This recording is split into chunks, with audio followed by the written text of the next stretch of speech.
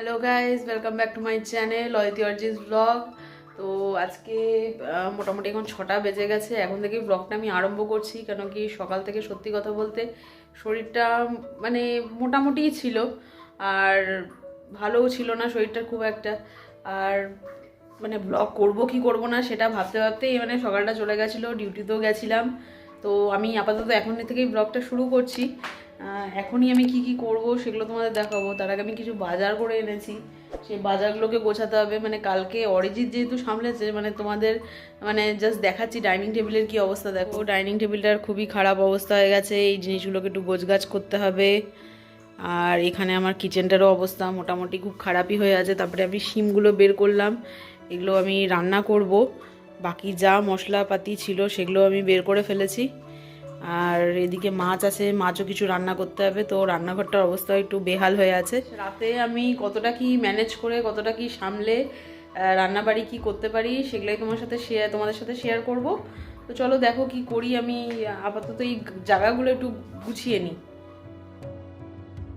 ফার্স্টেই আমি ডাইনিং টেবিলটা পরিষ্কার করার আগেই বাজার থেকে যে সানলাইটের প্যাকেটগুলো এনেছিলাম সেগুলো এক এক করে আমার কৌটোর মধ্যে ঢেলে নিচ্ছি। এই সানলাইটের পাউডারটা না আমার কিচেনের ডাস্টারগুলো ক্লিন করতে কাজে লাগে। এটার মধ্যে যেহেতু একটু খাটটা বেশি থাকে তাই ডাস্টারগুলো বেশ ভালোভাবে ক্লিন হয়ে যায়। তো আমি সানলাইটের প্যাকেটগুলো পুরো ঢেলে নিলাম কৌটোর মধ্যে।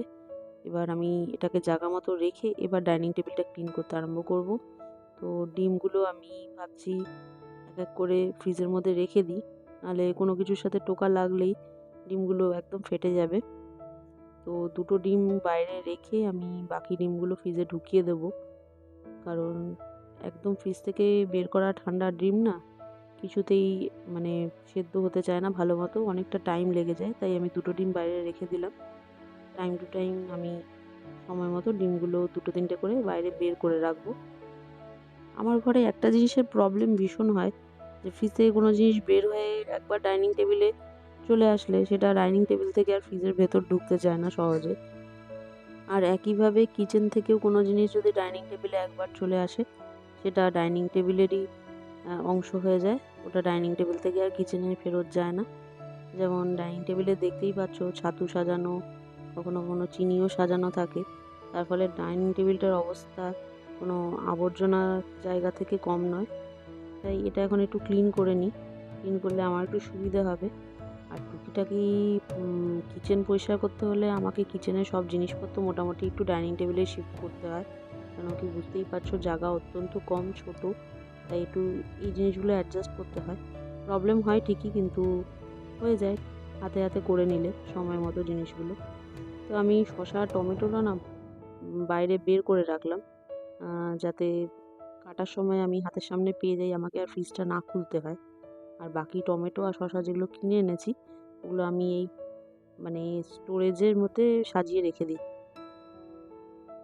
এই স্টোরেজ বক্সগুলো যেগুলো আমি সাজাচ্ছি না আমার শসা টমেটোগুলো, স্টোরেজ বক্সগুলো এবার আমি অ্যামাজন থেকে অর্ডার করেছি। মানে মা দুটো আমার জন্য এনেছিল, সেটা দেখে আমার এত ভালো লেগেছিল যে আমি মাকে বললাম যে তুমি তোমারগুলো নিয়ে যাও আর আমি আমার জন্য নতুন করে অর্ডার দিচ্ছি। কিন্তু এমনই কপাল খারাপ যে 6টা বক্স এসছে, তার মধ্যে একটা পুরোপুরি ড্যামেজ বেরিয়েছে। যাকগে আমি 5টা দিয়েই মোটামুটি কাজ চালিয়ে নিচ্ছি। এবার ডিপ ফ্রিজ থেকেও একটা দুধ বের করে রাখলাম, কারণ দুধটা একদমই পাথর হয়ে আছে আর সকালবেলা আমার দুধটা লাগবে। ইভেন যদি অরিজিৎ এসে কফিও খেতে চায় তাহলেও দুধ নেই, তাই দুধটা বের করে রাখলাম। এতগুলো জিনিস ডাইনিং টেবিল থেকে ঠিকঠাক জায়গায় সরিয়ে এবার ডাইনিং টেবিলটা না একটু মুছে নিচ্ছি। তার ফলে কি হবে, সারাদিনের যে ধুলো ময়লাগুলো একটু হলেও ডাইনিং টেবিলে ছিল সেটাও ক্লিন হয়ে যাবে। তো গাইজ এখানে আমার জল ফুটছে, আর আমি চা নামক যে গরম জলটা রোজ বিকেলবেলা পান করি সেটাও আমার পান করার সময় প্রায় হয়েই গেছে। তাই আমি সামান্য একটু চা পাতা দিয়ে দিলাম, বেশি দেবো না আবার তেতো হয়ে যায়। তো আমার চা রেডি। তো বন্ধুরা আমি চাটা খেতে খেতেই যেহেতু কাজগুলো করব না, আমি এখানেই চাটা নিয়ে নেওয়াটাই বেশি বেটার মনে করলাম, তাই আমি এখানেই চাটা নিয়ে নিচ্ছি। চা খেতে খেতেই এখানে কাজগুলো করতে থাকবো। এখানে অলরেডি না আমি শিম টিম সব বের করে রেখেছি অলরেডি। দেখো আমি এখানে কাটাও আরম্ভ করে দিয়েছিলাম, এই কাজগুলো করতে হবে। তো আমি এখানে সাইডে চাটা রাখবো আর কাজগুলোও করব সাথে সাথে। বাজার থেকে এই কাতল মাছটা বেশ ভালো দাম দিয়েই কেনা হয়েছিল, কিন্তু সত্যি কথা বলতে মাছটা যতটা ভালো ভেবেছিলাম ততটা ভালো বেরোয়নি। গাইস, এটা হলো আমার মাছ ভাজা নয়, মাছ সেকা, যেটাকে আমি খুবই অল্প তেলে খুব সুন্দর করে সেকে নিয়েছি। এটা তোমরা দেখতেই পাচ্ছ, তোমাদের দেখালাম কতটুকু তেল আমি দিয়েছি। তো এটাই আজকে আমার রাতের ডিনার রুটির সাথে। আর একটু তরকারি নেব, সে তোমরা দেখতেই পারবে কি নেব। বাট এটা আমি ফার্স্ট টাইম করলাম আজকে, এত অল্প তেলে একটা মাছ ভাজলাম না, জাস্ট সেকলাম। এবার আমি কালকে সকালের জন্য দুটো পাবদা মাছ করে রেখে দিচ্ছি। মানে এর থেকে ইজি আর কিছু হয় না পাবদা মাছের। সর্ষে পোস্ত বাটা ছিল, সেটা দিয়েই করে ফেললাম। আর বাটা ওই সর্ষে পোস্তটা দিয়ে আমার এই শিম পোস্তটাও করা হয়ে গেল। মানে এক ঢিলে দু পাখি মারা হয়ে গেল। এই দেখো বন্ধুরা, আমার বড় চলে এসছে আর এসে কাজে লেগে গেছে। বড়দের অবস্থা যে কি খারাপ, মানে সেটারই উদাহরণ তোমরা দেখতে পাচ্ছ। বরকে অফিসে বস কাঁদায় আর বাড়িতে বউ কাঁদায়। করা হয়ে গেছে, ওদিকে আমার একটা মাছ সেকাও হয়ে গেছে, আর এদিকে আমার শিমও হচ্ছে। ওই দেখো রান্নাঘরে বরের কাছ থেকে ভেগে চলে এলাম। বর পেঁয়াজ কলি কাটছে, আর পেঁয়াজ কলিতে আমার চোখটা একটু একটু জ্বলছিল, তাই আমি ওখান থেকে কেটে পড়লাম। আমি কিচেনে চলে আসলাম। কিচেনে আমার শিমটা হচ্ছে, ওটা একটু দেখে নিই, নাড়িয়ে নিই, নাহলে আবার ওটাও লেগে যাবে। রান্নাবাড়ি সব কমপ্লিট হয়ে গেছে। এবার চলে আসলাম একটু রান্নাঘরটা ক্লিন করার জন্য। কারণ রান্না করার সময় যেই তেলগুলো সামান্য হলেও একটু ছেটে, সেগুলো একটু ক্লিন না করে নিলে না ভীষণ প্রবলেম হয়, একদম চিটচিটে হয়ে যায় রান্নাঘরটা। তাই একটু এই জল নেতা দিয়ে একটু মুছে নিচ্ছি। প্লাস ক্লিন থাকলে আমার এই রুটি টুটি করার সময় একটু সুবিধে হবে। কারণ রুটি করার সময় শুধু বেলন চাকি নয়, আমার আটার কৌটোটা প্লাস একটা থালা, যেটার মধ্যে আমি বেলে রুটিগুলো রাখবো, সেগুলো রাখতে আমার সুবিধে হবে। তাই রান্নাঘরটা না একটু ক্লিন করে ফাঁকা করে নিলাম, আমার স্ল্যাবটা।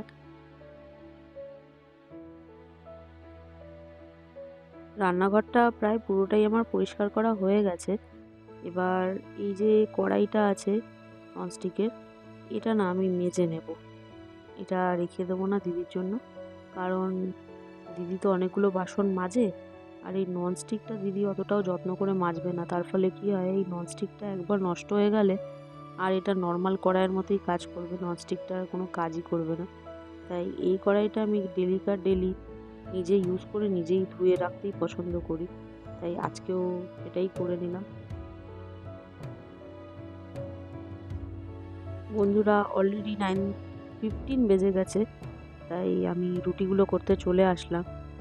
আবার আজকে না রুটিগুলো বেলতে আমার একটু সমস্যা হতে পারে, কারণ রুটিগুলো আটাটা আগে থেকেই মাখা ছিল আর ওটা ফ্রিজের মধ্যে ছিল। আমি দেখেছি আগের দিনের আটা যদি ফ্রিজের মধ্যে রাখা থাকে, সেটা আমার বেলতে একটু অসুবিধা হয়, কিন্তু তবুও কোনো প্রবলেম নেই, আমি মোটামুটি চেষ্টা করে বেলেই ফেলি। শুধু একটু টাইম লাগে এই আর কি। মানে নর্মালি কি হয়, ফ্রেশ আটার রুটি মাখলে না সেটা খুব স্মুথলিভাবে ঘুরতে থাকে যখন আমি বেলি, কিন্তু এই আগের দিনের আটা থাকলেই আমার ঘুরতে চায় না, একটু প্রবলেম করে। কিন্তু কি আর করার আছে, একটু বেশি করে আটা মেখে রাখলে পরের দিন যে আমাকে আটাটা মাখতে হয় না, সেটা আমার একটা জায়গায় একটু রিলিফ হয়। তো আজকে আমার রুটি হবে 4খানা, কারণ অরিজি 3টে খাবে আর আমি একটা। তো চলো, তোমাদের সাথে কথা বলতে বলতে মোটামুটি আমার রুটি বেলার কাজটাও শেষই হয়ে গেল। এবার ভেজে ফেললেই ডিনারটা কমপ্লিট করে ফেলবো তাড়াতাড়ি করে। এবার একটা একটা করে রুটিগুলো সেঁকে ফেলবো। সত্যি কথা বলতে আমার না রুটি বেলার কাজ থেকে আমার রুটি সেঁকার কাজটা বেশি ভালো লাগে, কেন জানি না, এটা আমার প্রথম থেকেই খুব পছন্দ। আর সব থেকে তো ভালো লাগে এইভাবে রুটিগুলো যখন সেঁকি, তখন যেভাবে ফোলে না, মানে বিশ্বাস করবে না, এটা একটা বিরাট অ্যাচিভমেন্ট বলে মনে হয়, মানে একটা অ্যাওয়ার্ড পাওয়ার মতো, যে না আজকে আটাটা সত্যি ভালো মাখা হয়েছে বলেই হয়তো রুটিটা এত বেশি ফুললো। জানি না কী কারণের জন্য, কিন্তু আমার তো ভীষণ আনন্দ লাগে রুটি ফুললে। রুটি, লুচি এই ধরনের জিনিসগুলো যখন ফোলে না একদম বেলুনের মতো, তখন না ভীষণ ভালো লাগে দেখতে। কিন্তু অন্যদের থেকে আমি রুটি সেঁকতে না একটু বেশি টাইম লাগাই, কারণ অনেকেই দেখেছি রুটি সেঁকার সময় 2-3টে রুটি একসঙ্গে সেঁকে, কিন্তু আমার সেটা ভালো লাগে না। আমি একটা একটা করেই রুটি সেঁকতে বেশি পছন্দ করি। আমার মনে হয় তাতে আমার একটা রুটি করলে সেই রুটিটা বেশি ভালো হবে। 2-3টে করলে আমার সেভাবে ভালো হতে চায় না, তাই আমার সেঁকতে বেশি টাইম লাগে। কিন্তু কোনো ব্যাপার নয়, আমার তো মাত্র 3-4টে কি 5টা রুটি হয়, এর থেকে বেশি হয় না, তাই জন্য আমি একটু টাইম নিয়েই সেঁকি। এই ডায়েট করার পর থেকে না আমার এই স্যালাড কাটাটা যেন এক্সট্রা একটা কাজ হয়ে দাঁড়িয়েছে নিয়মিত। তো সেটাই আমি করে ফেলছি। সব কিছুই কমপ্লিট হয়ে গেছে, ডিনার টেবিলে সাজানোও হয়ে গেছে, শুধুমাত্র এই স্যালাডটা কাটাই বাকি ছিল। তো সেটাও আমি এখন একটু তাড়াতাড়ি করে কেটে ফেলছি। ডিনারটা করতে না রাতে প্রতিদিনই প্রায় লেটই হয়ে যাচ্ছে। আরেকটু তাড়াতাড়ি করতে পারলে সত্যি খুব ভালো হতো। মানে এই 8টা থেকে 8:30টার মধ্যে যদি ডিনারটা কমপ্লিট করতে পারতাম, এটা শরীরের জন্য সত্যিই খুব ভালো। এমনিও ডক্টররাও বলে যে অ্যাটলিস্ট 2 ঘন্টা আগে ডিনার করে বেডে গেলে সেটা বেশি ভালো শরীরের জন্য। কিন্তু কি করব, সব কাজ কমপ্লিট করে না হতেই চায় না, সেই 10টাই প্রায় বেজে যায়। বন্ধুরা, আমরা ডিনার করতে বসে পড়েছি। অনেক রাত হয়ে গেছে। বউয়ের তো ডায়েট চলছে, আমার কোনো ডায়েট নেই। আমার কোনোদিনও 10টা ডায়েট বেজে ছিল গেছে। না, ডায়েট কোনোদিনও থাকবেও না। আমি যা পাই তাই খাই, যেটা না পাই সেটাও খাই। তো আজকেও খাবো। তো আমি আজকে 6টা থেকে কি কি করলাম মোটামুটি সবকিছুই তোমাদের দেখালাম। মানে রোজকার রুটিন আমার যেরকম থাকে আর কি, পরের দিনের কিছু রান্না, আজকের কিছু রান্না ডিনারের জন্য, তার প্রিপারেশন নেওয়ার। এখন যেহেতু ডায়েট করছি তার জন্য এক্সট্রা কিছু স্যালাড কাটা। এই মাছটা যেমন তোমাদের দেখালাম একদম পুরো সেকেছি, জাস্ট ভাজিও নি, তেলে জাস্ট সেকেছি। এইটাই ডিনার আমার। তো 10টা অলরেডি বেজে গেছে, অলরেডি আমরা লেট। তো আজকের ভিডিওটা আমরা এখানেই শেষ করছি। তোমাদের ভিডিওটা ভালো লাগলে ভিডিওটা লাইক শেয়ার সাবস্ক্রাইব করতে ভুলো না। সাবস্ক্রাইব করে বেল বাটনটা ক্লিক করে দিও, যাতে পরবর্তী ভিডিও নোটিফিকেশন তোমাদের কাছে যায়। আর যেভাবে ভালোবাসা দিচ্ছ, যেভাবে সাপোর্ট দিচ্ছ, সেভাবে সাপোর্ট দিতে থাকো। আমরাও অনেক ভিডিও তোমাদের দেবো। তো চলো আজকে ডিনারটা কমপ্লিট করি আর ভিডিওটা এখানেই শেষ করছি। গুড নাইট তো সবাইকে, টাটা। অনেক রাত হয়ে গেছে। আশা করি তোমরা হয়তো অনেকেই ডিনার করে নিয়েছো, বা যারা করোনি তারা কিন্তু ইমিডিয়েটলি করে নাও। Good night, tata. আবার দেখা হচ্ছে একটা নতুন ভিডিওতে।